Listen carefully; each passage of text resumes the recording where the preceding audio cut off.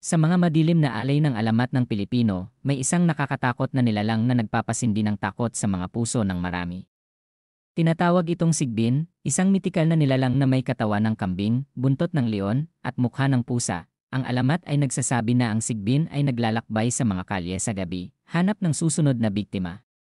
Ang mga mata nito ay kumikinang tulad ng mga apoy, at ang presensya nito ay kasama ng isang nakakabahalang, nakakapikon na pakiramdam. Isang gabing may bagyo, isang batang babae na nagngangalang Maya ay lumabas sa kadiliman, sa kabila ng mga babala ng kanyang ina.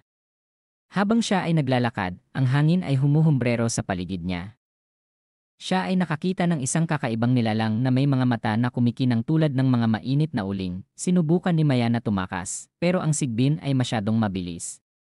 Tinutugis siya ng sigbin, ang mga mata nito ay nakatutok sa kanya. Kung hindi pa man nawala ang lahat ng pag-asa, naalala ni Maya ang mga salita ng kanyang ina. Ang kahinaan ng sigbin ay ang liwanag ng buwan. Sa bagong tapang, si Maya ay tumindig at hinaharap ang nilalang. Sa paglabas ng buwan sa mga ulap, ang sigbin ay nagbigay ng isang nakakabahalang sigaw at nawala sa gabi. Bumalik si Maya sa bahay, nakakabahala pero buhay.